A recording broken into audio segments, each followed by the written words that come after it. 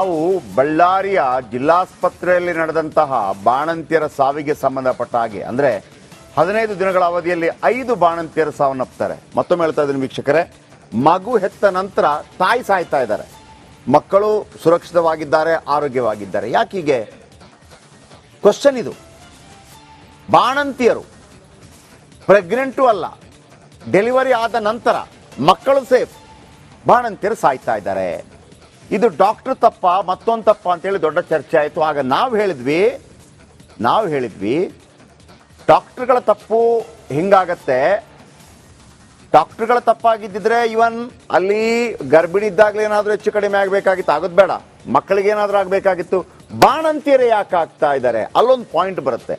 ಯಾವಾಗ ಡೆಲಿವರಿ ಆಗತ್ತೆ ಆಗ ಏನು ವೀಕ್ ಆಗಿರುತ್ತೆ ಬಾಡಿ, ಆಗ IV ಫ್ಲೂಯಿಡ್ ಅಂತೇಳಿ ಒಂದು ಗ್ಲುಕೋಸ್ ಕೊಡ್ತಾರೆ. IV ಫ್ಲೂಯಿಡ್, ಇಂಜೆಕ್ಟ್ ವೆಯಿನ್ ಅಂತ ಅದಕ್ಕೆ ಅದರ ಫುಲ್ ಫಾರ್ಮ್. ಆ IV ಫ್ಲೂಯಿಡ್, ಆ ಗ್ಲುಕೋಸ್, ಅದು ಏನಾದರೂ ಕಳಪೆ ಮಟ್ಟದ್ದಿದೆಯಾ? ಈಗ ನೋಡಿದಾಗ ಎಸ್, ಕಳಪೆ ಮಟ್ಟದ್ದಿದೆ ಅನ್ನುವಂಥ ಮಾಹಿತಿಗಳು ಬರ್ತಾ ಇದೆ. ಯಾವ ಕಂಪನಿಯಿಂದ ತಗೋಬಾರ್ದು ಆ ಕಂಪನಿಯಿಂದ ಯಾರೋ ತಗೊಂಡಿದ್ದಾರೆ ಅಲ್ಲಿ, ಹಾಗಾಗಿ ಸಾವಾಗ್ತಾ ಇದೆ. ಇದು ರಿಪಬ್ಲಿಕ್ ಕನ್ನಡದ ಬಿಗ್ ಇಂಪ್ಯಾಕ್ಟ್.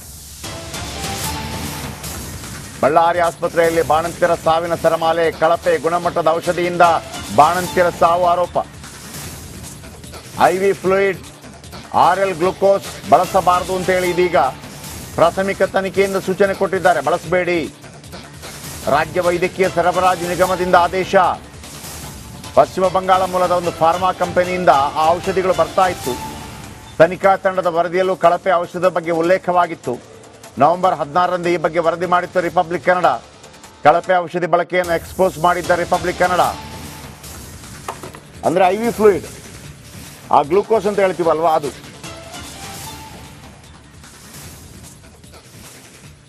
ಈಗ ನೀವೊಬ್ರು ಪ್ರೈವೇಟ್ ಡಾಕ್ಟರ್ ಆಗಿದ್ರೆ, ನೀವೊಂದು ಏನು ನರ್ಸಿಂಗ್ ಹೋಮ್ ಇದ್ರೆ ಅಥವಾ ಜಿಲ್ಲಾಸ್ಪತ್ರೆ ಇದ್ರೆ, ಅಲ್ಲಿಗೆ ಇದೇ ಮೆಡಿಸಿನ್ ತಗೊಳ್ಬೇಡಿ ಅಂತ ಈ ರಾಜ್ಯ ಏನು ವೈದ್ಯಕೀಯ ಸರಬರಾಜು ನಿಗಮ ಹೇಳಕ್ ಬರಲ್ಲ, ಅವ್ರು ಹೇಳಕ್ ಬರಲ್ಲ ಅದು. ಯಾಕಂದ್ರೆ ಎಲ್ಲ ಮೆಡಿಕಲ್ ಕಂಪನಿಗಳು ಕೂಡ ಅದರದ್ದೇ ಆದಂಥ ಸ್ವಾಯತ್ತತೆಯನ್ನು ಹೊಂದಿರ್ತದೆ, ಅದಕ್ಕೆ ಆದ ಸ್ಟ್ಯಾಂಡರ್ಡ್ ಇರುತ್ತೆ. ಹಾಗಾಗಿ ಅವರವರಿಗೆ ಬಿಟ್ಟಿರ್ತಾರೆ. ಈಗ ನಾಳೆ ನಾನ್ ಡಾಕ್ಟರ್ ಆದರೆ ನನ್ನ ಬಳಿ ಮೆಡಿಕಲ್ ರೆಪ್ಗಳು ಬರ್ತಾರೆ, ಇದಿದೆ ಅಂತೇಳಿ. ಅದು ನನ್ನ ವಿವೇಚನೆಗೆ ಬಿಟ್ಟಂಥ ವಿಚಾರ.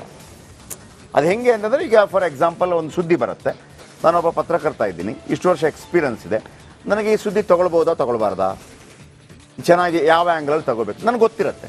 ಅದೇ ಥರ ಡಾಕ್ಟ್ರುಗಳಿಗೆ ಗೊತ್ತಿರುತ್ತೆ ಯಾವ ಮೆಡಿಸಿನ್ ಕೊಡಬೇಕು, ಅವರು ಕಲ್ತಿರೋದೇ ಅದನ್ನು. ಓಕೆ, ಸೊ ಒಂದು ಸಿರಿಂಜ್ ಅಂತಿರುತ್ತೆ, ಈಗ ನಮಗೇನು ಯೂಸ್ ಅಂಡ್ ಥ್ರೋ ಸಿರಿಂಜ್ ಇದೆಯಲ್ಲ, ಅಂತ ಸಾವಿರಾರು ಕಂಪನಿ ಇದೆ, ಅಂತ ಸಾವಿರಾರು. ಹಾಗೇನೆ ಈ ಗ್ಲುಕೋಸು IV ಫ್ಲೂಯಿಡ್ ಕೊಡುವಂಥ ಸಾವಿರಾರು ಕಂಪನಿ ಇದೆ. ಆ ಕಂಪನಿ ಯಾವ್ದು ತಗೋಬೇಕು ತಗೋಬಾರ್ದು ಹಂಗೇನಿರೋದಿಲ್ಲ. ಈಗ ವಾಟರ್ ಬಾಟ್ಲು ನಾವು ತಗೊಂಡಾಗ ಇದೇ ಕಂಪನಿ ಬೇಕು ಅಂತ ಹೇಳ್ತೀವ? ಇಲ್ಲ, ಕೆಲವುದಕ್ಕೆ ಹೇಳ್ತೀವಪ್ಪ, ಕೋಕ್ ಇದೆಯಾ, ಪೆಪ್ಸಿ ಇದೆಯಾ, ಗೋಲ್ಡ್ ಸ್ಪಾಟ್ ಇದೆಯಾ ಅಂತ ನಮ್ಮ ಇಷ್ಟ. ಆಮೇಲೆ ಮಣ್ಣಂಗಟ್ಟಿ 3 ಕುಡಿದ್ರು ಕೂಡ ಒಂದೇ ಥರ, ಅದರಲ್ಲೇನು ವ್ಯತ್ಯಾಸ ಇರೋದಿಲ್ಲ. ಅದು ಬೇರೆ ಒಂದು ಶೋ, ಒಂದು ಸ್ಟೈಲು, ಒಂದು ಬ್ರ್ಯಾಂಡು, ಹಿಂಗೆಲ್ಲ ಇರುತ್ತೆ. ಬಟ್ ಇದರಲ್ಲಿ ಹಂಗೇನು ಇರೋದಿಲ್ಲ. ಹುಷಾರಾದ್ರೆ ಸಾಕು, ಎಲ್ಲ ಇದು ಒಂದೇ. ಹೆಣ್ಮಗಳು ಅವತ್ತು ಹೇಳ್ತಾ ಇದ್ಲಲ್ಲ, ಏನು ಎಂಥದ್ದು ಇಲ್ಲ, 650 ಡೋಲೋ ಒಂದು ರಾಗಿ ಮುದ್ದೆ ಅಂತ ಹೇಳ್ದಂಗೆ 650 ಡೋಲೋದಲ್ಲಿ ಡೈಕ್ಲೋಫಿನಾಕ್ ಸೋಡಿಯಮು ಮತ್ತೊಂದು ಪ್ಯಾರಾಸಿಟಮಾಲ್ ಅಷ್ಟೇ ಇರೋದು. ಜಗತ್ತಿನ ಯಾವುದೇ ರೋಗ ಬರಲಿರಿ, ಜ್ವರ ಬರಲಿರಿ, ಆ ಟ್ಯಾಬ್ಲೆಟ್ ಒಂದೇ ಟ್ಯಾಬ್ಲೆಟು, ಒಂದೇ ಇಂಗ್ರೀಡಿಯೆಂಟು, ಪ್ಯಾರಾಸಿಟಮಾಲ್. ಸ್ವಲ್ಪ ಮೈ ಕೈ ನೋವಿದ್ರೆ ಅದಕ್ಕೆ ಏನೋ ಸೇರಿಸ್ತಾರೆ, ಡೈಕ್ಲೋಫಿನಾಕ್ ಸೋಡಿಯಂ, ಐಬ್ರೂಫೆನ್, ಎರಡೇ ಪೇನ್ ಕಿಲ್ಲರ್ಗೆ ಒಂದು 2 ಅಥವಾ 3 ಏನೋ ಇರ್ಬೋದು, ಗೊತ್ತಿಲ್ಲ ನನಗೆ ಕಂಪ್ಲೀಟ್ ಆಗಿ. ಪ್ಯಾರಾಸಿಟಮಾಲ್ ಒಂದೇ, ಕೋಟಿಗಟ್ಟಲೆ ಬ್ರ್ಯಾಂಡ್ ಇದೆ ಅದರದ್ದು, ಕೋಟಿಗಟ್ಟಲೆ, ದೇಶ ವಿದೇಶ ಅಲ್ಲಿ ಇಲ್ಲಿ ಕಂಪನಿ ಅದನ್ನು ಬೇರೆ ಬೇರೆ ಬೇರೆ ಬೇರೆ ಮಾರುತ್ತೆ, ಎಲ್ಲ ಒಂದೇ. ಹಾಗಾಗಿ ಅದು ದೊಡ್ಡ ವ್ಯತ್ಯಾಸ ಏನಿರೋದಿಲ್ಲ ಅದರಲ್ಲಿ. 20 ಐಟಮ್ ಏನಿರೋದಿಲ್ಲ, ಒಂದೇ ಐಟಮನ್ನು 20 ಚೀಲದಲ್ಲಿ ಹಾಕಿರ್ತಾರೆ. ಸೊ ಹಾಗಾಗಿ IV ಫ್ಲೂಯಿಡ್ ಅನ್ನೋದು ಇದೆಯಲ್ಲ, ಅದಕ್ಕೆ ದೊಡ್ಡ ಹಿಂಗೆ ಗನ್ನೆಲ್ಲ ಇಟ್ಟೇನು ಸರ್ಚ್ ಮಾಡಬೇಕು ಅಂತ ಏನಿಲ್ಲ. ಆದರೆ ಕಳಪೆ ಗುಣಮಟ್ಟದ್ದಿರುತ್ತೆ, ಇಲ್ಲ ಆಗಿರೋದಿದೆ. ಕಳಪೆ ಗುಣಮಟ್ಟದನ್ನು ಅವರು ಆರ್ಡರ್ ಮಾಡ್ಕೊಂಡಿದ್ದಾರೆ, ಡಾಕ್ಟರ್ ಪ್ರಿಸ್ಕ್ರಿಪ್ಷನ್ ಬರೆದಿದ್ದಾರೆ. ಏನಮ್ಮ ಹುಷಾರಿಲ್ವಾ, ಅಥವಾ ಡೆಲಿವರಿ ಆದ ನಂತರ ಒಂದು ಇದು ಹಾಕ್ರಿ, ಗ್ಲೂಕೋಸ್ ಹಾಕ್ರಿ ಅಂತ ಏನೋ ಹೇಳ್ತಾರೆ, IV ಫ್ಲೂಯಿಡ್ ಹಾಕ್ರಿ ಅಂತ ಹೇಳ್ತಾರೆ. ನರ್ಸ್ಗಳು ಹಾಕಿರ್ತವೆ ಪಾಪ. ಅಲ್ಲಿ ಮೆಡಿಕಲಲ್ಲಿ ಏನಿರುತ್ತೆ ಅದನ್ನು ಹಾಕಿರ್ತಾರೆ. ಆ ಮೆಡಿಕಲ್ಗೆ ಆ ಮೆಡಿಸಿನನ್ನು ತಂದದ್ದು ಯಾರು, ಅವನನ್ನು ಹಿಡಿದ್ರೆ ಗೊತ್ತಾಗತ್ತೆ. ಹಾಗಂತ ಇದು ಹೊಸದಲ್ಲ. ಮೋಸ್ಟ್ಲಿ ದಿನೇಶ್ ಗುಂಡೂರಾವ್ ಅವರ ಬೈಟ್ ಇದ್ರೆ ನಿನ್ನೆ ನಮ್ಮ ವಿಜಯ್ ಮಾತಾಡಿಸಿದ್ದು, ಅದರಲ್ಲಿ ಪಕ್ಕ ಕ್ಲಾರಿಟಿ ಸಿಗ್ತಾ ಇದೆ. ಇದೆಯಾ? ಇದ್ರೊಂದು ಪ್ಲೇ ಮಾಡಿ.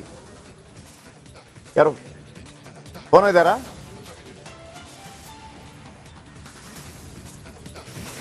ಓಕೆ, ಇದರ ಬಗ್ಗೆ ಆರ್ ಅಶೋಕ್ ಏನೋ ಮಾತಾಡಿದಾರಂತೆ. ಬಳ್ಳಾರಿ ಜಿಲ್ಲಾಸ್ಪತ್ರೆಯಲ್ಲಿ ಬಾಣಂತಿಯರ ಸರಣಿ ಸಾವು ಕೇಸ್, ದಿನೇಶ್ ಗುಂಡೂರಾವ್, ಶರಣ್ ಪ್ರಕಾಶ್ ಪಾಟೀಲ್. ನಾವು ಬಳ್ಳಾರಿಯ ಜಿಲ್ಲಾಸ್ಪತ್ರೆಯಲ್ಲಿ ನಡೆದಂತಹ ಬಾಣಂತಿಯರ ಸಾವಿಗೆ ಸಂಬಂಧಪಟ್ಟ ಹಾಗೆ ಅಂದ್ರೆ 15 ದಿನಗಳ ಅವಧಿಯಲ್ಲಿ 5 ಬಾಣಂತಿಯರ ಸಾವನ್ನಪ್ತಾರೆ. ಮತ್ತೊಮ್ಮೆ ಹೇಳ್ತಾ ಇದ್ದೀನಿ ವೀಕ್ಷಕರೇ, ಮಗು ಹೆತ್ತ ನಂತರ ತಾಯಿ ಸಾಯ್ತಾ ಇದ್ದಾರೆ, ಮಕ್ಕಳು ಸುರಕ್ಷಿತವಾಗಿದ್ದಾರೆ, ಆರೋಗ್ಯವಾಗಿದ್ದಾರೆ. ಯಾಕೆ ಹೀಗೆ? ಕ್ವಶನ್ ಇದು. ಬಾಣಂತಿಯರು ಪ್ರೆಗ್ನೆಂಟು ಅಲ್ಲ, ಡೆಲಿವರಿ ಆದ ನಂತರ ಮಕ್ಕಳು ಸೇಫ್, ಬಾಣಂತಿಯರು ಸಾಯ್ತಾ ಇದ್ದಾರೆ. ಇದು ಡಾಕ್ಟರ್ ತಪ್ಪ, ಮತ್ತೊಂದು ತಪ್ಪ ಅಂತೇಳಿ ದೊಡ್ಡ ಚರ್ಚೆ ಆಯಿತು. ಆಗ ನಾವು ಹೇಳಿದ್ವಿ ಡಾಕ್ಟರ್ಗಳ ತಪ್ಪು ಹಿಂಗಾಗತ್ತೆ.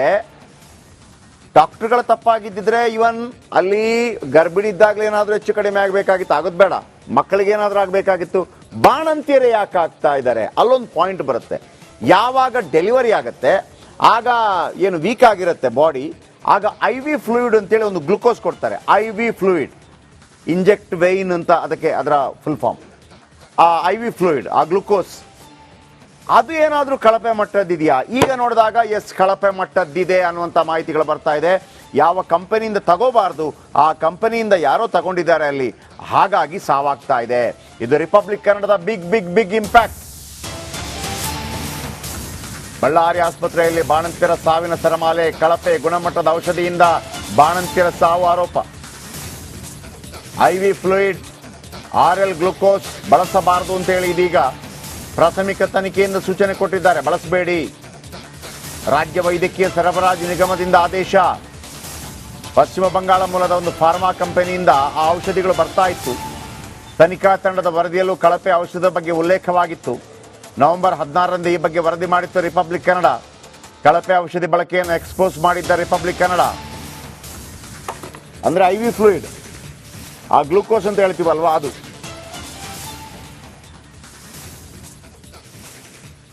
ಈಗ ನೀವೊಬ್ರು ಪ್ರೈವೇಟ್ ಡಾಕ್ಟರ್ ಆಗಿದ್ರೆ, ನೀವೊಂದು ಏನು ನರ್ಸಿಂಗ್ ಹೋಮ್ ಇದ್ರೆ ಅಥವಾ ಜಿಲ್ಲಾಸ್ಪತ್ರೆ ಇದ್ರೆ, ಅಲ್ಲಿಗೆ ಇದೇ ಮೆಡಿಸಿನ್ ತಗೊಳ್ಬೇಡಿ ಅಂತ ಈ ರಾಜ್ಯ ಏನು ವೈದ್ಯಕೀಯ ಸರಬರಾಜು ನಿಗಮ ಹೇಳಕ್ ಬರಲ್ಲ. ಅವ್ರು ಹೇಳಕ್ ಬರಲ್ಲ ಅದು. ಯಾಕಂದ್ರೆ ಎಲ್ಲ ಮೆಡಿಕಲ್ ಕಂಪನಿಗಳು ಕೂಡ ಅದರದ್ದೇ ಆದಂಥ ಸ್ವಾಯತ್ತತೆಯನ್ನು ಹೊಂದಿರ್ತದೆ, ಅದಕ್ಕೆ ಆದ ಸ್ಟ್ಯಾಂಡರ್ಡ್ ಇರುತ್ತೆ.